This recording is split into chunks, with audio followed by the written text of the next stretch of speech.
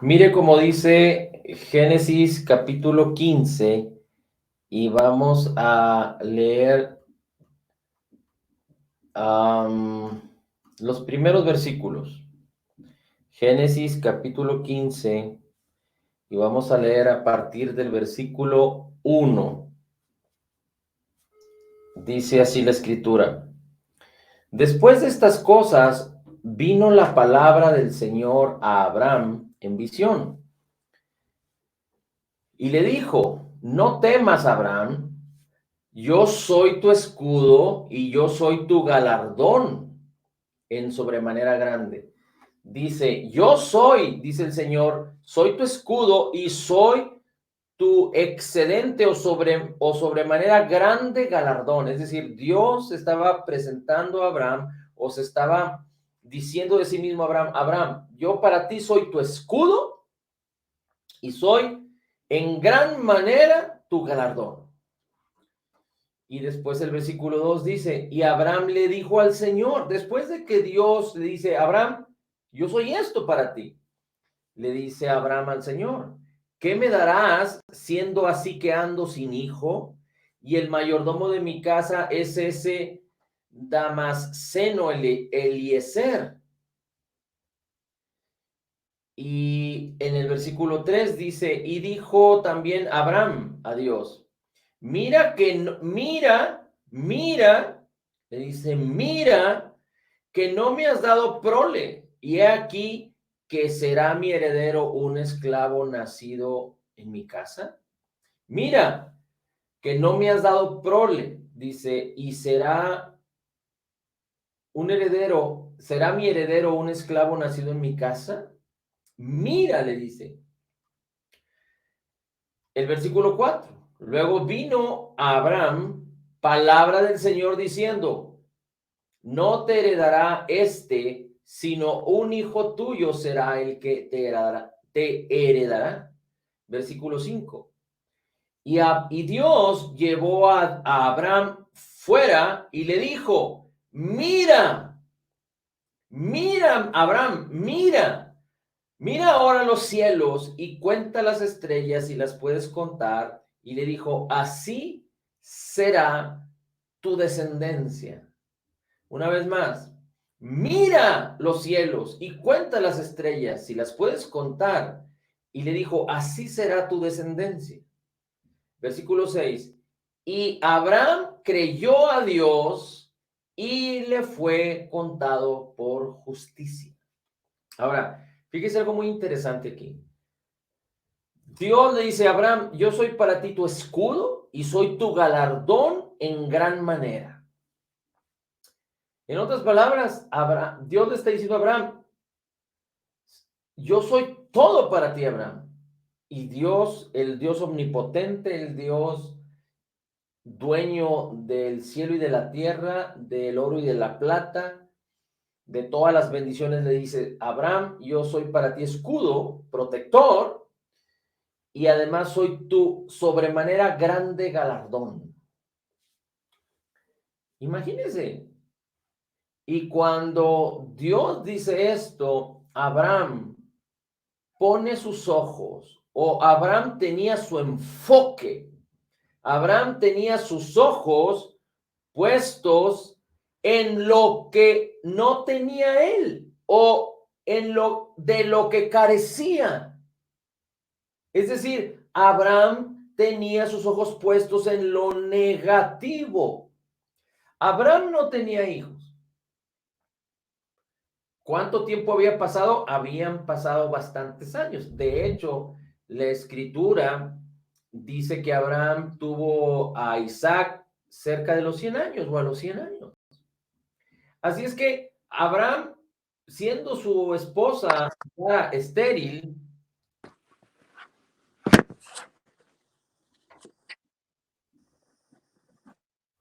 siendo Sara estéril, Abraham había soñado con un hijo, pero no había podido tener un hijo. Y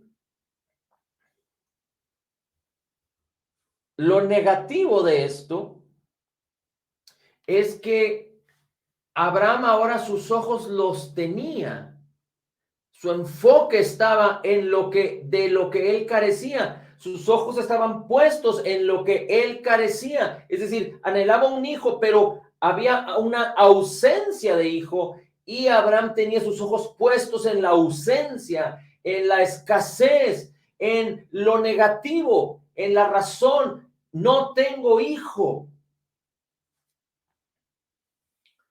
Por eso es muy importante que Dios formó la familia. El matrimonio entre un hombre y una mujer fueron llamados a dar fruto y a multiplicarse. Sabemos que la sociedad ahorita es muy materialista, es muy egoísta. Sin embargo, Dios creó a la familia y el origen de la familia es un hombre y una mujer en matrimonio para dar fruto, tener hijos y multiplicarse. Así es que es una bendición o son una bendición los hijos. Por eso toda aquella pareja, todo aquel matrimonio, es importante que entiendan que la bendición y la promesa del Señor es tener hijos. Así es que seguramente hay matrimonios que no los tienen porque no los han querido tener, o porque no los tienen porque les da temor, o porque no los tienen porque o tiene algún problema o ella tiene algún problema. Pero si ponen sus ojos en el Señor y ponen atención a lo que vamos a estar viendo hoy y dejan de poner sus ojos en la escasez, en lo que no tienen, pero los ponen en el lugar correcto, los ponen en la persona correcta, los ponen en la manera correcta, hacen lo correcto, entonces lo que no es va a ser llenado por lo que debe de ser en el nombre de Jesús. Así es que cuando Abraham tenía sus ojos y su enfoque puesto en la escasez, en lo que no tenía, y Abraham le dice a Dios, mira, Señor, mira, fíjate. ¿Tú crees que Dios no sabía que Abraham no tenía hijo y que Abraham tenía una esposa que era estéril? Pues claro que lo sabía. Pero Abraham, de alguna manera, en este momento se queja y dice, mira, Señor, mi escasez, mira lo que no tengo, Señor. Y entonces Dios lo saca de su tienda y le dice, mira, Abraham, mira, Abraham, cuenta las estrellas del cielo, si las puedes contar, porque así será tu descendencia. Así es que Abraham, poniendo sus ojos en lo negativo, Abraham tenía una imagen, una concepción en su corazón, una imagen en su mente y en su corazón de la escasez, que no tenía hijo. Su mujer era estéril y seguramente Abraham pensaba que no los iba a tener. Por eso dice, entonces, ¿qué? ¿Me heredará un hijo? No me has dado un hijo, Señor. ¿Me heredará un hijo?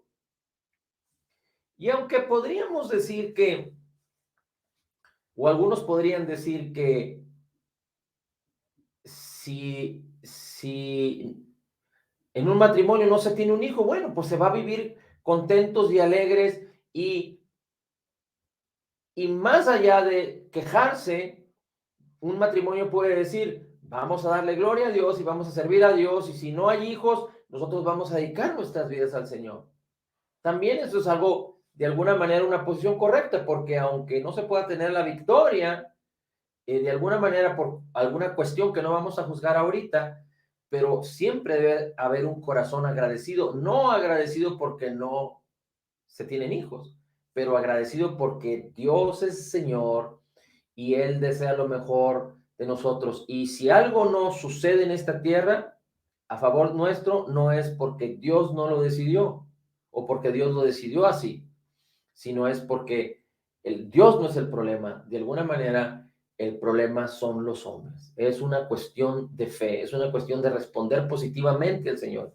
Así es que, pero la bendición de Dios es esa. Así es que cualquier matrimonio puede apropiarse por la fe y tomar lo que le pertenece. Y la bendición de un matrimonio es dar fruto y multiplicarse. Recuerde que en Mateo 11 usted puede encontrar cuando el Señor Jesucristo habla acerca del reino de Dios y dice, el reino de Dios, desde los días de Juan el Bautista hasta este tiempo, dice, el reino de Dios sufre violencia y los violentos lo arrebatan. Bien, así es que cuando Abraham puso su mente y su corazón, ya estaba cargando con esta situación Abraham por algún tiempo y ya tenía esta imagen. Tan es así que cuando se presenta la oportunidad le dice, mira Señor, no tengo. Así es que Abraham había puesto sus ojos en lo que no tenía y Dios lo saca y le dice, mira Abraham. Abraham le dice a Dios, mira Dios, no tengo. Y Dios lo saca y le dice, mira Abraham, lo que tengo para ti. Y le muestra los cielos y le dice, así será tu descendencia. Y Abraham le creyó al Señor. Y dice, le creyó a Dios y le fue contado por justicia. Y sabemos que Abraham tuvo a Isaac, el hijo de la promesa.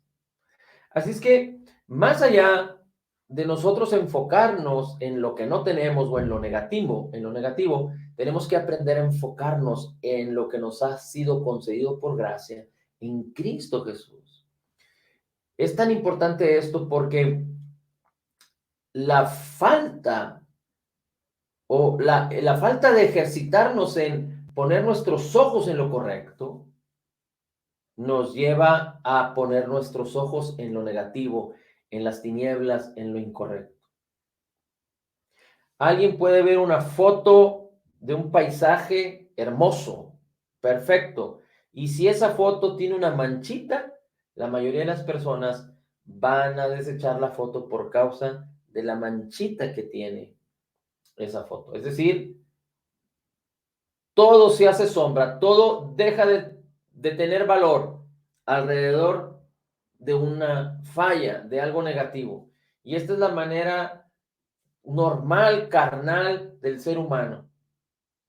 Puede haber muchas cosas buenas a su alrededor, pero si hay cosas malas, su tendencia, como decían allá en mi tierra, siempre la cabra tira al monte.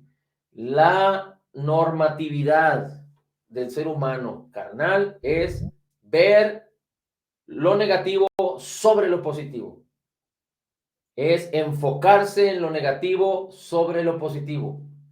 Mientras hay algo negativo, lo negativo tiene más valor y echa a perder lo positivo. Por eso hay tanta egoísmo en este mundo, por eso hay tanta incapacidad de ser agradecidos. Las generaciones más jóvenes no son agradecidos, no, no ven por los demás y desafortunadamente el materialismo, los sistemas de pensamiento de este mundo es lo que están causando, es lo que están enseñando. Por eso no crea que las escuelas es lo mejor para los niños.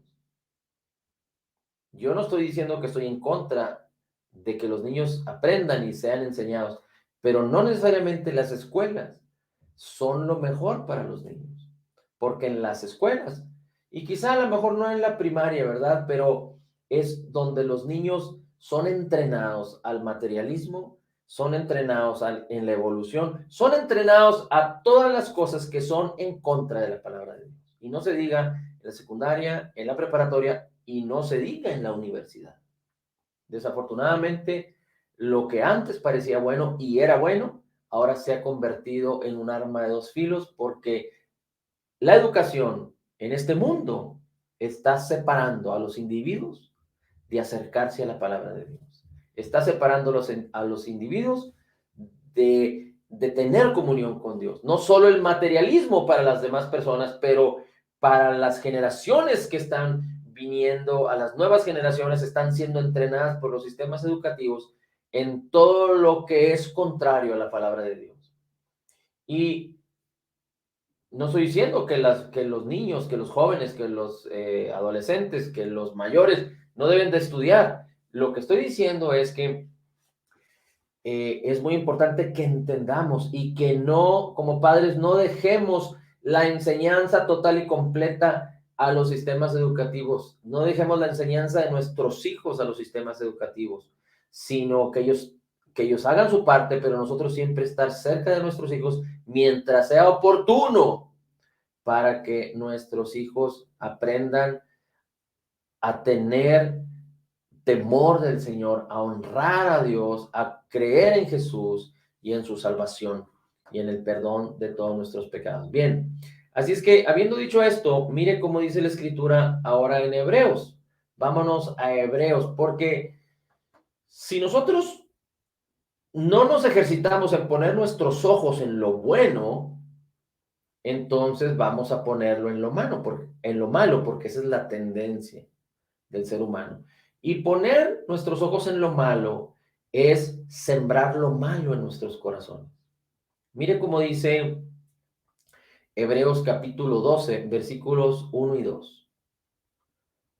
Dice, por tanto nosotros también teniendo en derredor nuestro tan grande nube de testigos, dice, despojémonos de todo peso y del pecado que nos asedia y corramos con paciencia la carrera que tenemos por delante.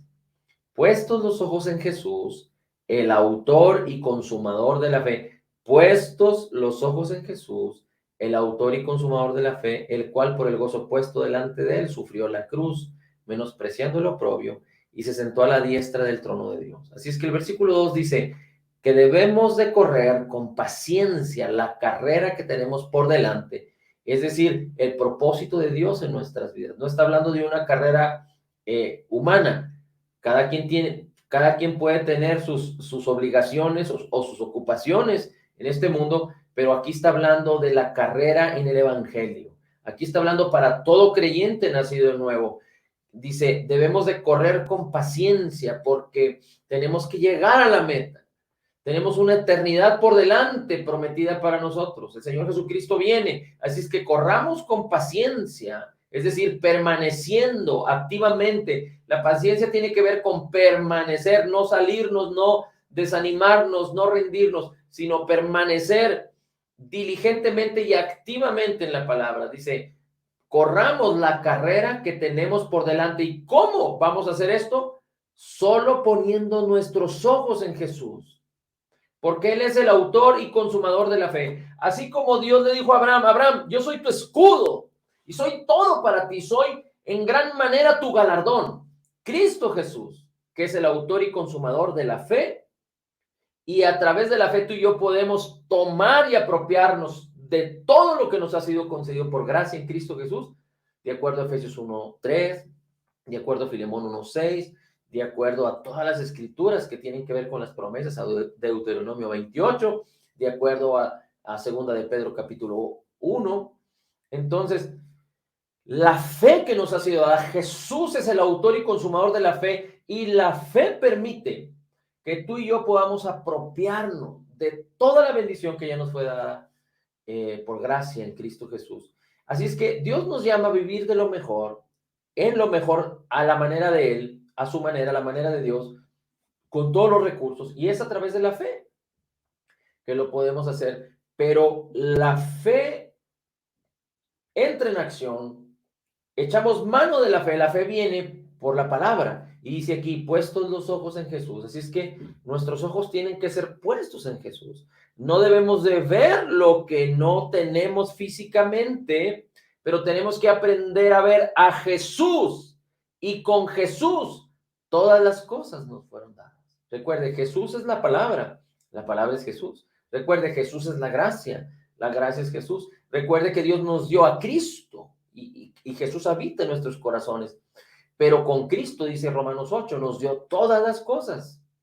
Y nos fueron dadas todas las cosas que pertenecen a la vida y a la piedad. Y están en nuestro espíritu. Recuerden, nuestro espíritu nacido de nuevo es uno con el espíritu de Cristo que mora en nosotros. Así es que estamos completos en Cristo, de acuerdo a Colosenses 2:10. Así es que para poder echar mano, y no solo que nuestro espíritu sea perfecto y sea bendecido, sino que nuestras vidas sean transformadas, nuestra alma y nuestro cuerpo sean transformados, necesitamos renovar nuestra mente, nuestros pensamientos en la mente y en el corazón con la palabra del Señor. Y esto no sucede si no ponemos nuestros ojos en Jesús.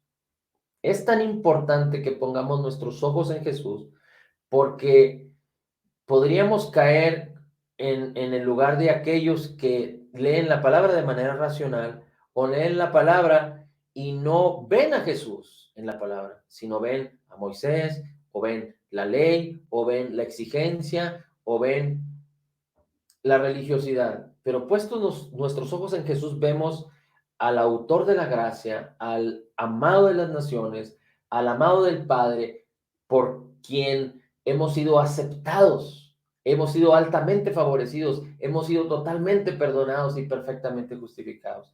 Somos profundamente amados y grandemente bendecidos por causa de Jesús y de lo que Él hizo en su obra terminada. Por eso es importante poner nuestros ojos en Jesús. Así es que, así como Abraham dijo, mira Dios lo que no tengo, y después Dios le contesta, mira Abraham lo que tengo para ti, Cristo Jesús, en Cristo Jesús, Dios nos está diciendo, mira a Cristo para que entiendas, conozcas y sepas y experimentes la gran bendición que he concedido, que te he dado por gracia. Y nosotros tenemos que aprender a dejar de ver lo negativo, a dejar de ver el temor, a dejar de ver la escasez, a dejar de ver el egoísmo, a dejar de ver lo que no tenemos o lo que nuestra carne está deseando y no tiene. Debemos dejar de ver con nuestros ojos el juzgar a los demás o lo que está sucediendo en este mundo. En este mundo siempre va a haber adversidad, pero el Señor Jesucristo dice, no se turbe vuestro corazón y tenga miedo. Confíen en Dios y confíen también en mí. Ahora, mire cómo dice la Escritura en Hebreos 4:12. Hebreos 4:12. Leímos ahorita Hebreos 12. Vamos al capítulo 4, versículo 12, y dice, porque la palabra de Dios es viva y eficaz, y más cortante que toda espada de dos filos. Dice, la palabra de Dios es viva y eficaz y más cortante que toda espada de dos filos, que penetra hasta partir el alma y el espíritu, las coyunturas y los tuétanos. Y fíjese cómo dice, y discierne los pensamientos y las intenciones del corazón. Y discierne los pensamientos y las intenciones del corazón. Fíjese cómo dice la Escritura que el corazón tiene pensamientos y tiene intenciones. De acuerdo a cómo son los pensamientos de nuestro corazón, así somos, así es el hombre.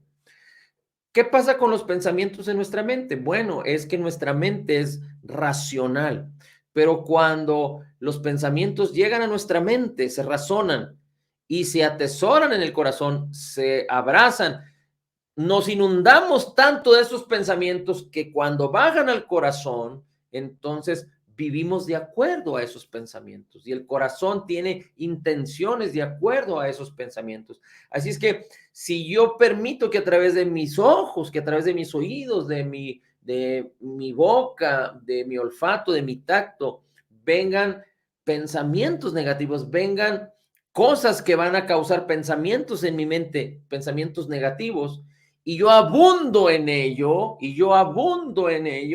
entonces esos pensamientos, esas ideas, esas intenciones y pensamientos negativos van a bajar al corazón.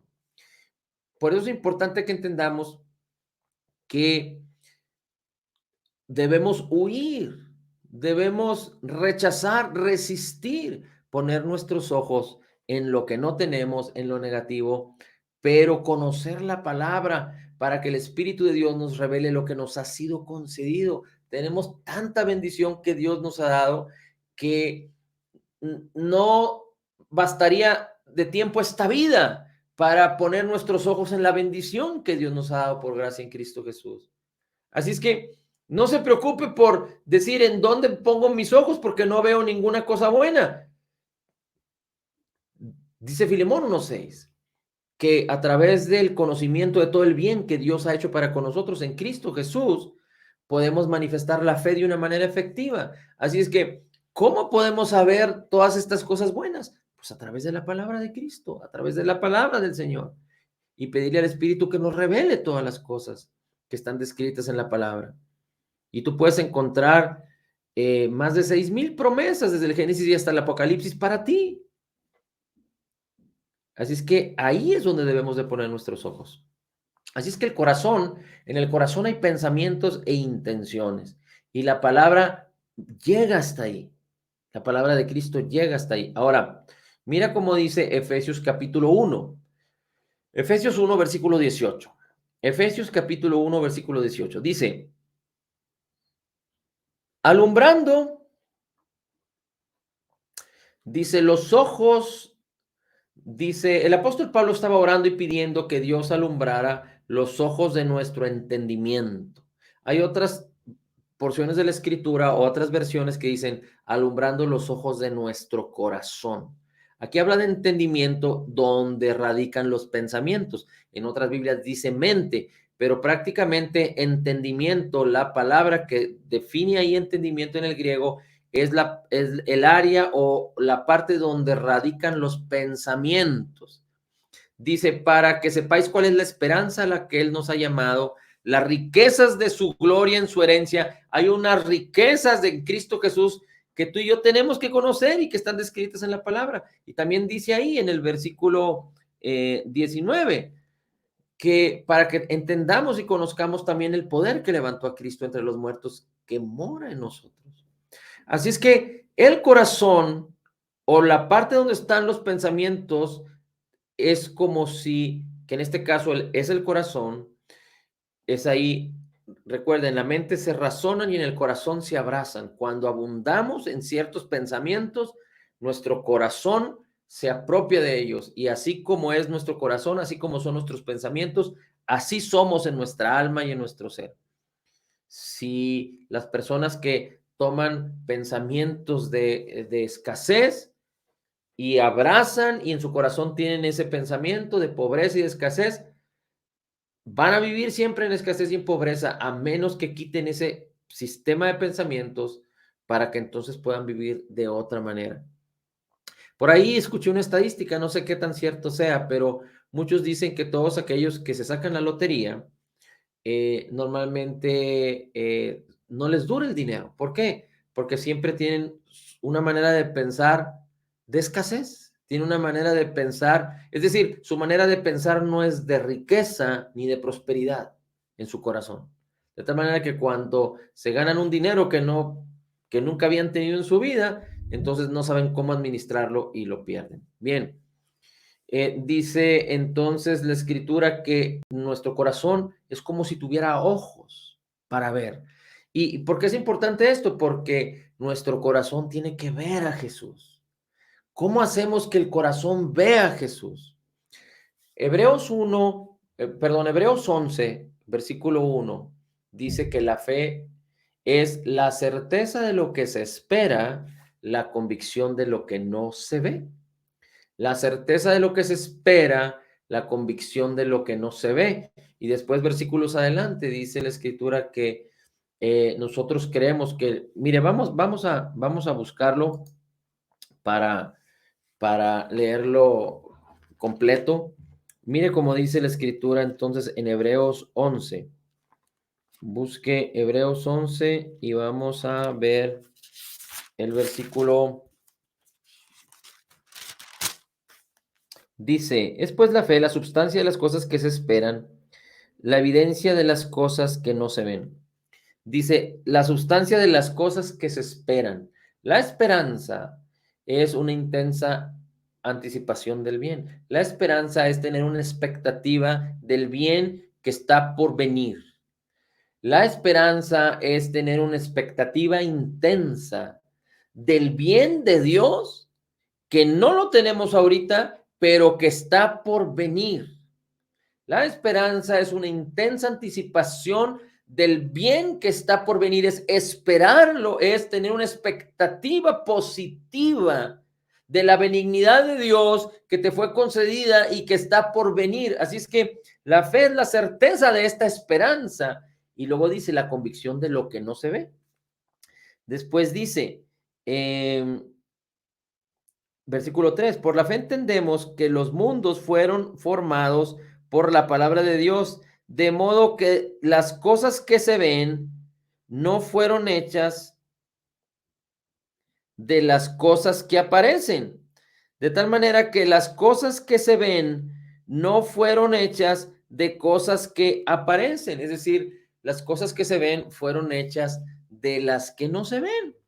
Así es que es muy importante que aunque tus ojos físicos, aunque tú no estés experimentando la bendición o en cierta área de tu vida que Dios ya te concedió por gracia, los ojos de tu corazón puedan verlo, no con tus ojos físicos, pero con los ojos de tu corazón, que los ojos de tu corazón estén puestos en Jesús, como leímos ya. Ahora, ahorita vamos a ver un poquito más al respecto, pero mira cómo dice ahora el Salmo capítulo 1. Salmo capítulo 1, versículo 1 y 2. Bienaventurado el hombre que no anduvo en consejo de malos, ni estuvo en camino de pecadores, ni en silla de escarnecedores se ha sentado, sino que en la ley del Señor está su delicia, y en su ley medita de día y de noche. Medita. Ahora fíjate cómo dice el capítulo 2, Salmos capítulo 2, el versículo 1.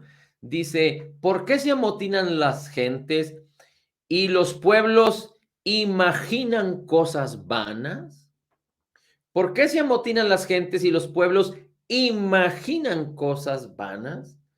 Y la palabra en el hebreo que utiliza para imaginación es la misma palabra en hebreo que se utiliza para meditar la de día y de noche, la palabra del Señor que viene en el Salmo 1. Así es que en el hebreo utiliza la misma palabra, pero se describe o uno de los significados es meditar y otro de los significados es imaginar. Así es que meditar tiene que ver con profundizar, eh, con abundar, con acostumbrarte tanto a algo, en este caso a la palabra, con la palabra que te sea tan conocida, es decir, ¿cómo podríamos explicarlo de una manera más acertada? Imagínate que la palabra es una alberca llena de agua y tú siempre estás en la alberca, estás inundado por la palabra.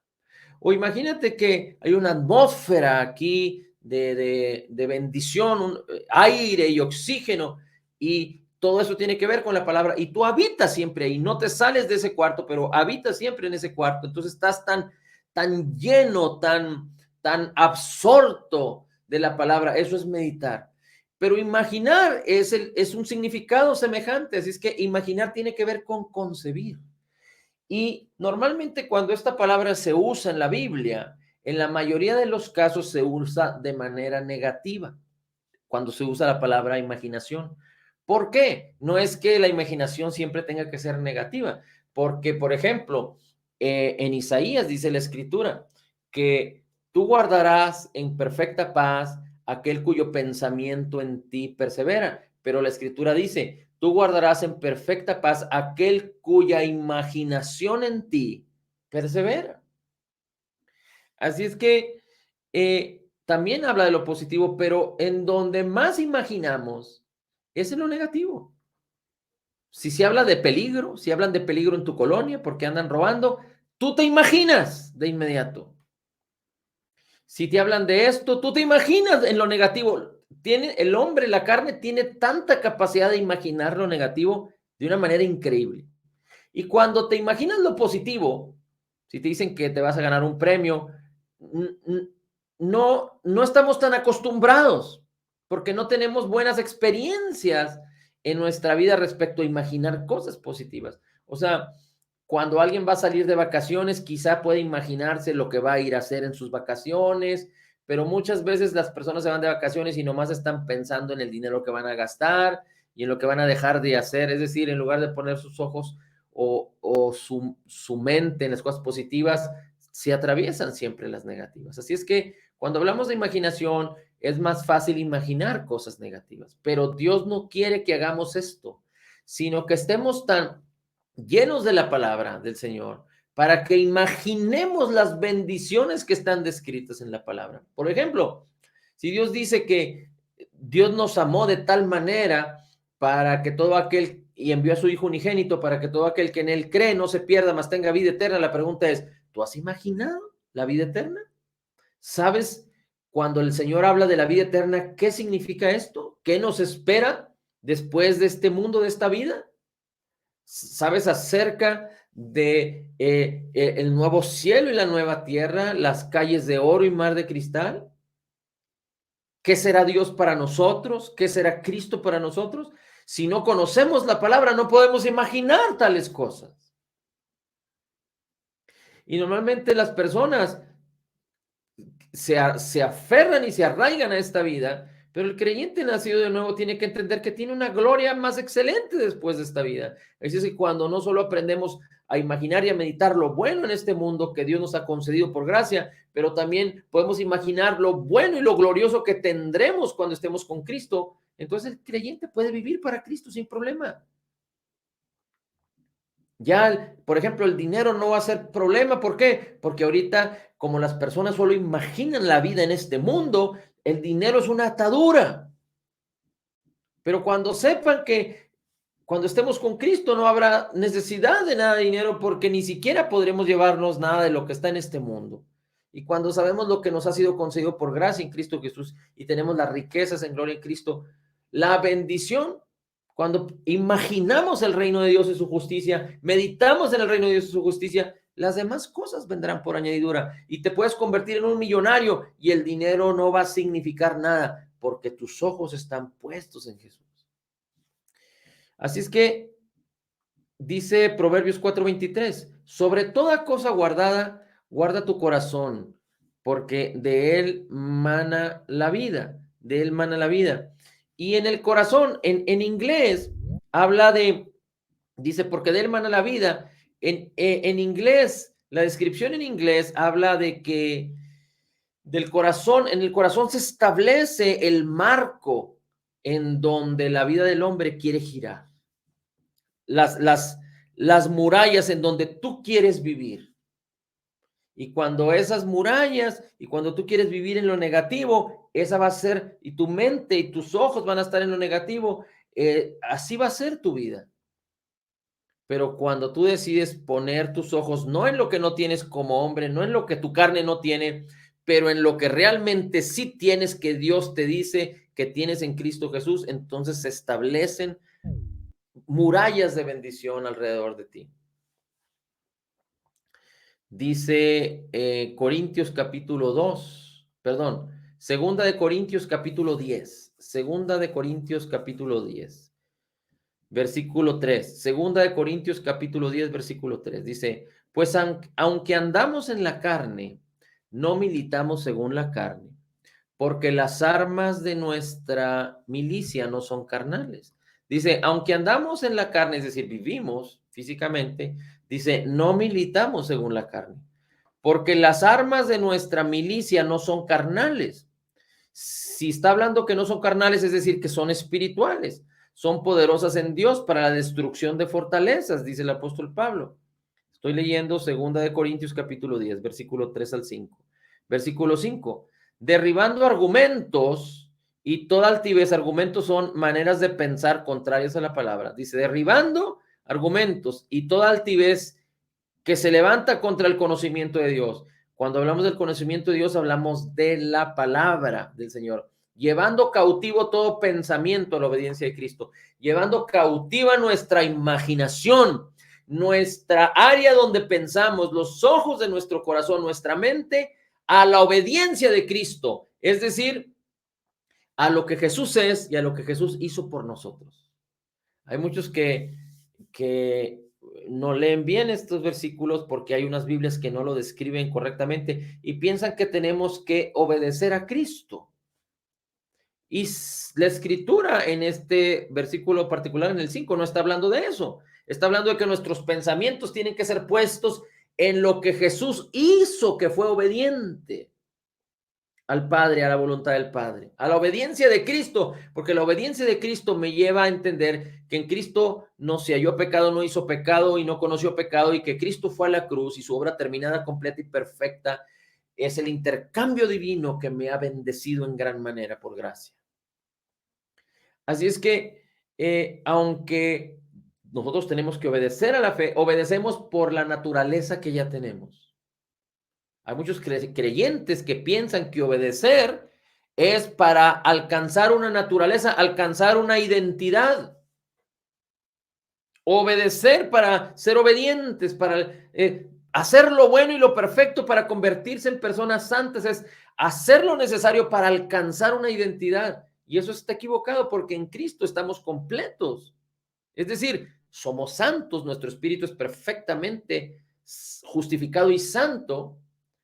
Nosotros somos obedientes de nuestro espíritu y por causa de lo que somos en Cristo, nosotros amamos al Señor y caminamos en obediencia, no para motivar a Dios que cause favor sobre nosotros. No, el favor, Dios ya hizo todo lo necesario.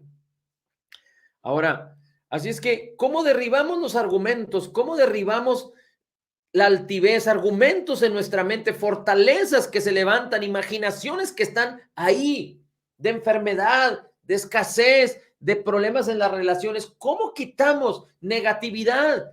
El decir, no, es que no se puede, no, es que no se puede, no, es que no puedo. Y limitamos a Dios siempre nuestra manera de pensar. ¿Cómo echamos fuera? ¿Cómo destruimos esas fortalezas, esos paradigmas, esos argumentos, esa altivez en contra del conocimiento de Dios que nos estorban, que nos limitan, que no nos dejan actuar en plena libertad? A través de la palabra, a través de declarando, dice en inglés el versículo 5, dice derribando argumentos, pero en el versículo 5 utiliza una palabra que es la misma palabra que se utiliza para echar fuera a los demonios. ¿Y cómo Jesús echaba fuera a los demonios? Con autoridad de su palabra. Con la autoridad de su palabra. Con la autoridad de su palabra. Así es que, ¿cómo vamos a derribar argumentos? Creyendo la palabra, poniendo nuestros ojos en Jesús, en la palabra, en los argumentos que son de la palabra, que son contrarios a esos argumentos que están ahí, estorbándonos y declarándolos en el nombre de Jesús. Recuerdo a una persona, una joven, que estuvimos apoyando por algún tiempo en la iglesia. Esta muchacha decía que el diablo le hablaba y tenía ese problema en su mente. Y entonces nosotros le decíamos, es que mira, la palabra de Dios dice esto, pero cuando nosotros le decíamos, es que tú has sido grandemente bendecida en Cristo. Y dice, pero el diablo me está diciendo que no, que eso es mentira. Y entonces le decíamos, es que la Biblia está diciendo que tú eres una nueva creación en Cristo Jesús y que eres la justicia de Cristo. Y luego ella decía, pero el diablo me está diciendo que no es mentira. Entonces, ¿cómo sé qué es lo que es o no es? Pues ella estaba decidiendo escuchar lo negativo. Ella estaba decidiendo hablar, poniendo sus ojos y creer lo contrario a la palabra. Y yo no sé si realmente el diablo le estaba diciendo eso, pero ella es muy fácil. Ella no estaba resistiendo al diablo. ¿Qué tenía que hacer? Si quería resistir al diablo y sacarlo fuera, es creer la palabra. Y aunque esos argumentos estuvieran en su mente, es hablar la palabra y decirle al diablo, diablo, no creo más lo que tú me dices, pero creo lo que la palabra de Dios dice. Así que cuando el diablo viene y te dice, tú estás enfermo, tú no lo puedes hacer, tú no tienes dinero, eres un donadie, nadie te quiere, estás rechazado, nunca vas a poder, nunca lo vas a lograr, estás destinado a pecar.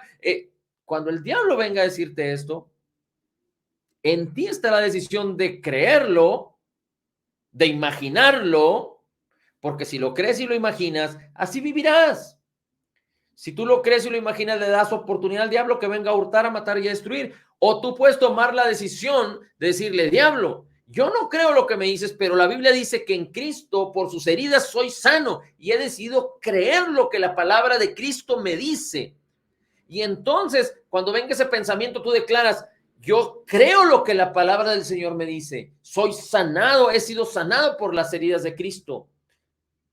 O tú puedes creer, yo soy perfectamente justificado, soy la justicia de Dios en Cristo. De tal manera que esa equivocación no causa un rompimiento de mi relación con Dios. Dios me sigue amando igual.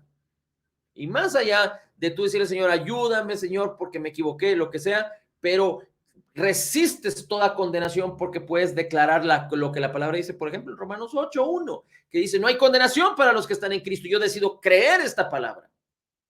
Y cuando tú persistes en creer y en declarar, resistir los argumentos negativos, resistir las fortalezas, destrúyelos con la palabra. Pero para eso necesitas creer la palabra. Y para creerla, necesitas conocerla. Si no conoces la palabra, ¿cómo destruyes las fortalezas que vienen en contra de ti, que quieren venir a posicionarte? Que esas fortalezas negativas, y esos argumentos y esas altivez y esos, digamos que, filosofías o huecas sutilezas tienen tanta habilidad para causar que tú empieces a pensar y imaginar lo que ellas dicen.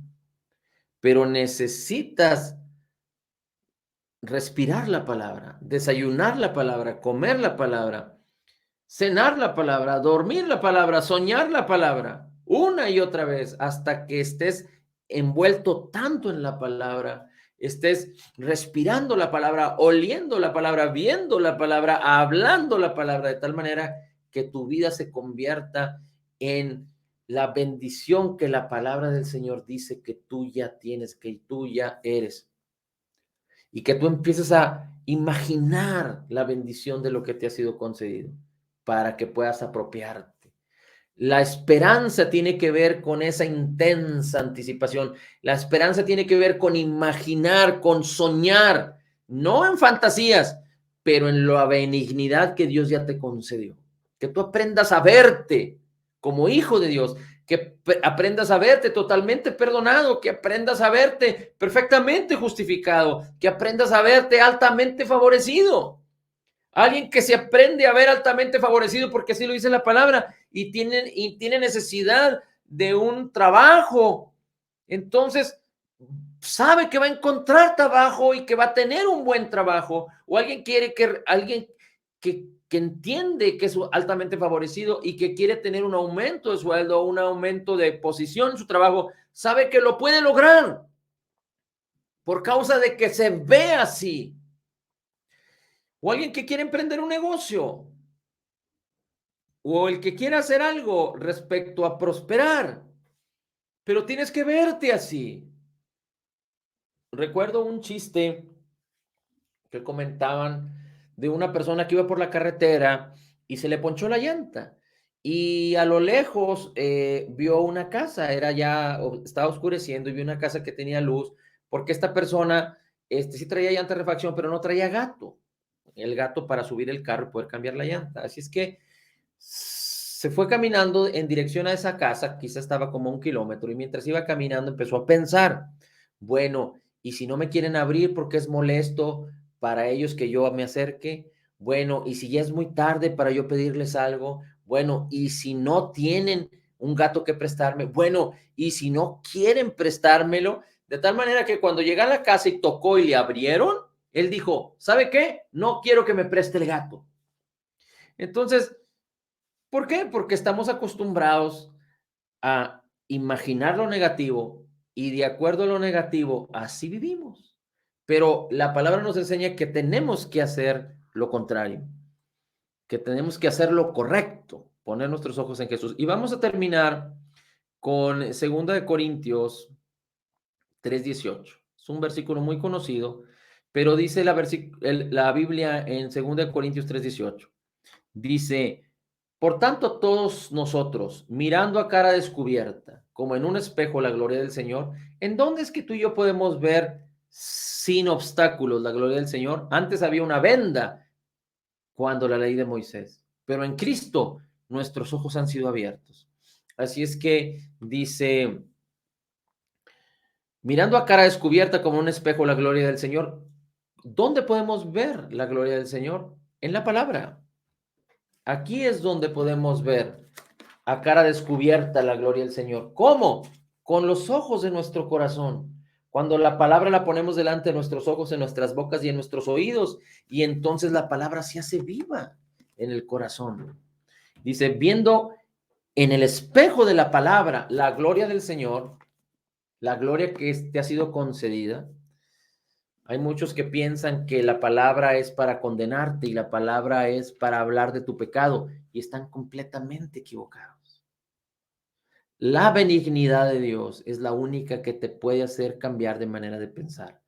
Y aunque aquí hay cosas para que nosotros aprendamos acerca de los que equivocaron, pero no es para condenación, pero para salvación. Así es que la palabra es útil para instruir en justicia, para enseñar, para exhortar y corregir. Es la bendición de Dios. Aquí está la gloria de Dios en la palabra. Así es que dice, viendo a cara descubierta, como en un espejo, la gloria del Señor, dice, seremos transformados de gloria en gloria. ¿Por qué? Porque es un proceso.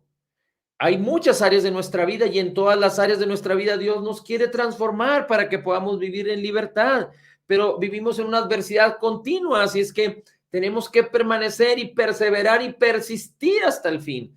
Dice, somos transformados de gloria en gloria en la misma imagen como por el Señor. Y si usted se fija, dice, todos nosotros a cara descubierta como en un espejo, dice, mirando. ¿Qué le dijo Abraham al Señor? Mira, Señor, no tengo. ¿Y qué le dijo Dios? Mira, Abraham, lo que tengo para ti. Y Abraham lo creyó. Decidió Abraham poner sus ojos en lo que Dios tenía para él. Su fe le fue contada por justicia y Abraham recibió la bendición cual Dios la había diseñado y definido para él. Así es que aquí también dice, mira, mira, sin obstáculos porque estás en Cristo. La gloria del Señor que está aquí. Tienes el Espíritu, 1 Corintios 2:12. Dios nos dio su Espíritu para darnos a conocer lo que nos ha sido concedido. Así es que en su palabra está la grande bendición y el Espíritu nos revela la palabra. Así es que mirando lo que Dios dice, mirando lo que Dios te ha dado, mirando, imaginando lo positivo, la gloria de Dios, la esperanza, la fe. La fe se apropia, la esperanza imagina, concibe. Así es que mirando lo que Dios dice de ti, entonces serás transformado de gloria en gloria.